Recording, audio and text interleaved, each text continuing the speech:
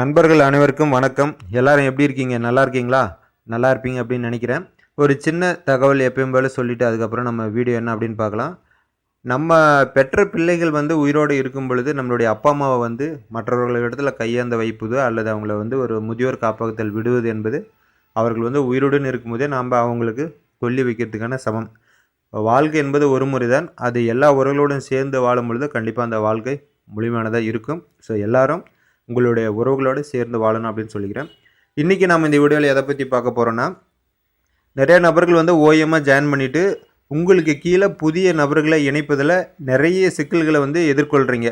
இந்த user name போடுறது, உங்களுடைய ஃபர்ஸ்ட் நேம் செகண்ட் நேம் போடுறது, அதில் நிறைய தப்பு பண்ணுற விஷயங்களை எப்படி சரி பண்ணிக்கலாம் அப்படின்றத குறித்து நம்ம இந்த வீடியோ பார்க்க போகிறோம். இப்போ நீங்கள் ஓஎம்மாக ஜாயின் பண்ணிட்டீங்கன்னா உங்களுடைய டேஷ்போர்ட் இந்த மாதிரி தான் இருக்கும். நீங்கள் உங்களுடைய நபரை ஒரு புதிய நபரை உங்களுக்குள்ள ஜாயின் பண்ண வைக்கிறீங்க அப்படின்னா, நீங்கள் அவங்கக்கிட்ட இருந்து ஒரு தகவலை வாங்கும்பொழுது ஃபுல் டீட்டெயில் நீங்கள் கேட்டு வாங்கி ஒரு பேனாவில் ஒரு பேப்பரில் எழுதி வச்சுக்கணும். அவங்களுடைய நேம் என்ன, இன்சியல் என்ன, அவங்களுடைய பாஸ்புக்கில் இருக்கிற மாதிரி தான் அவங்களோட பேர் இருக்கா, அவங்க அட்ரஸ் ஃபுல்லாக நீங்கள் கேட்டு வாங்கி வச்சுக்கணும். அதை பார்த்து தான் நீங்கள் என்ட்ரியை போடணும். நீங்களா அனுமானத்தில் நினச்சிக்கிட்டு அவர் ஃபோனில் சொல்கிறத வச்சு நீங்கள் போடுறது இப்படிலாம் போட்டிங்கன்னா நிறைய தவறுகள் ஏற்படும். அந்த தவறுகளெல்லாம் எப்போ உங்களுக்கு பிரச்சனையாக நிற்கும் அப்படின்னு பார்த்தோன்னா, வித்ட்ரா போடும்பொழுது தான் உங்களுக்கு பிரச்சனையாக நிற்கும். சரிங்களா? ஸோ அதை எப்படி நம்ம தவறு இல்லாமல் ஃபஸ்ட் நேம் யூசர் நேம் எப்படி நம்ம போடுறது, லாஸ்ட் நேம்னால் எப்படி போடுறது அப்படின்றத பற்றி பார்க்கலாம். உங்களுடைய அப்ளிகேஷன் ஓப்பன் பண்ணிங்கன்னா டேஷ்போர்டு இந்த மாதிரி இருக்கும். மேலே இந்த 3 டாட்டுக்கு போய்க்கலாம். போயிட்டிங்க அப்படின்னா கீழே பார்த்தீங்கன்னா உங்களுக்கு இந்த இடத்துல ட்ரீ அப்படின்னு ஒரு ஆப்ஷன் இருக்கும். ஜீனாலஜி ட்ரீ அப்படின்னு ஒன்று இருக்கும். எல்லாருடைய அப்ளிகேஷனும் இது இருக்கும். புதிய நபர்களை நீங்கள் உங்களுக்கு கீழே ஜாயின் பண்ணணும்னு நினச்சிங்கன்னா இதுக்குள்ளார தான் நீங்கள் போகணும்.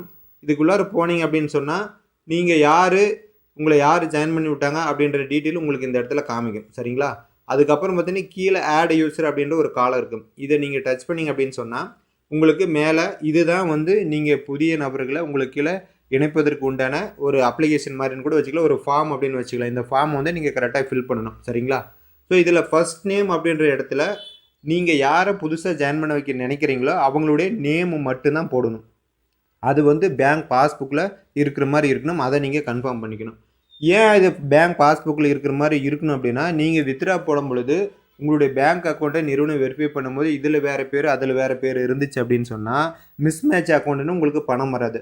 ஸோ அதுக்காகத்தான் பேங்க் பாஸ்புக்கில் இருக்கிற மாதிரி மேக்ஸிமம் போடுங்க. சரிங்களா? மேக்ஸிமம் அப்படி போட்டால் தான் உங்களுக்கு நல்லது.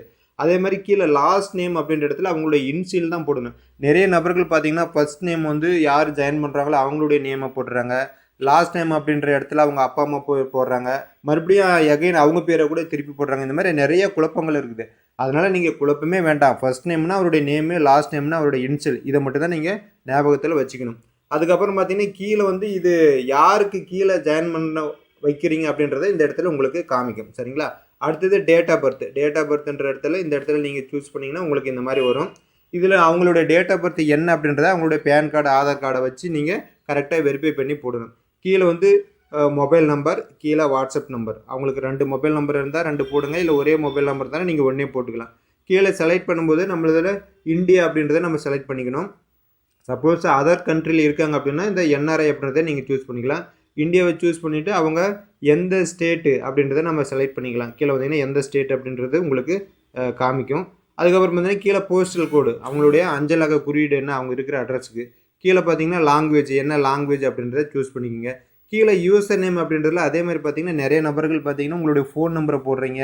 ஏதோ ஒன்று வழக்கத்திலே இல்லாத மாதிரியான ஒரு யூசர் நம்பரை போடுறீங்க. அது நிறைய பேர்த்துக்கு ஞாபகம் வச்சுக்கிட்டு கஷ்டமாக இருக்குது. ஒரு யூசர் நேம்னா மேக்ஸிமம் உங்களோட பேரை போடுங்க. உங்களுடைய 2 வீலர் வண்டி நம்பரு உங்கள் பேர் போட்டுட்டு அதுக்கு பின்னாடி உங்களோட date of birth, year, month, date அல்லது உங்களுடைய ஏடிஎம் பின் நம்பர் உங்களுக்கு மறக்காத மாதிரியான ஒரு விஷயத்தை மேக்ஸிமம் உங்களுக்கு ஞாபகப்படுத்துகிற மாதிரியான ஒரு யூசர் நேமை போடுங்க.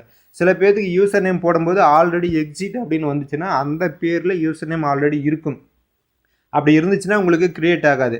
இப்போது உதாரணத்துக்கு வசந்த் அப்படின்னு சொன்னீங்கன்னா நிறைய பேர் வசந்தன்ற ஐடியில் இருப்பாங்க.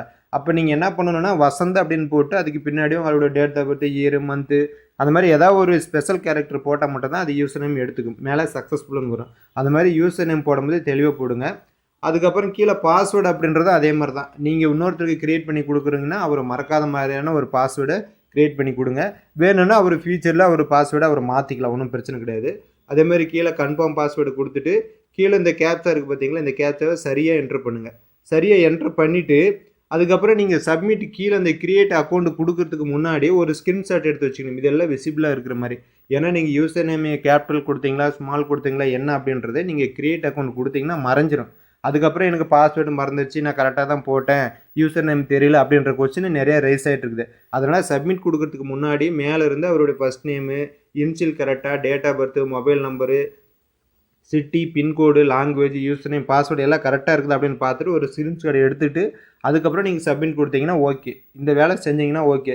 அதுக்கப்புறம் நீங்கள் யாரை ஜாயின் பண்ணீங்களோ அவங்களுக்கு வாட்ஸ்அப்பில் அந்த ஸ்க்ரீன்ஷாட் அனுப்பிச்சி விட்டு அவங்க அப்ளிகேஷனை சொன்னீங்கன்னா டவுன்லோட் பண்ணி பார்ப்பாங்க.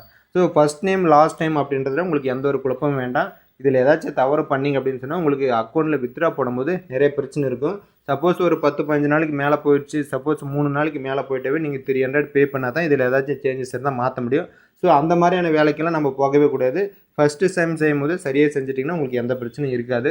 ஸோ ஒரு நல்ல ஒரு வாய்ப்பு மைவி த்ரெட்ஸ் கொடுத்துருக்காங்க. செல்ஃபோன் மூலிமா சம்பாதிக்கிறதுக்கு சரியாக பயன்படுத்திக்கோங்க. புதிய நபர்களும் நீங்களும் மைவி த்ரெட்ஸில் ஜாயின் பண்ணலாம். கண்டிப்பாக உங்களுக்கான எல்லா விவரங்களும் சொல்லப்படும். ஃப்ரீயாக நீங்கள் ஜாயின் பண்ணலாம். அப்படி நீங்கள் ஜாயின் பண்ணணும்னு நினச்சிங்கன்னா உங்களுடைய நேமு, உங்களுடைய date of birth, mobile number, district pincode இதை மட்டும் நீங்கள் கமெண்ட் பாக்ஸில் அல்லது இந்த வாட்ஸ்அப் நம்பருக்கு நீங்கள் சென்ட் பண்ணிங்கன்னா உங்களுக்கு ஃப்ரீயாக ஓஎம்மாக இணைத்து விடுப்போம். கண்டிப்பாக இந்த வீடியோ உங்களுக்கு பயனுள்ளதாக இருக்கும் அப்படின்னு நான் நினைக்கிறேன். நீங்களும் நினச்சிங்கன்னா நம்ம சேனலை சப்ஸ்கிரைப் பண்ணுங்கள், நண்பர்களுக்கு ஷேர் பண்ணுங்கள். டெய்லியும் மைவி த்ரெட்ஸ் பற்றி ஒரு தகவல் போட்டுட்ருக்கோம். புதிய நபர்களுக்கு மிகவும் பயனுள்ளதாக இருக்கும். மீண்டும் நாளை ஒரு புதிய மைவி த்ரெட்ஸ் அப்டேட்டுடன் உங்களை சந்திக்கிறேன்.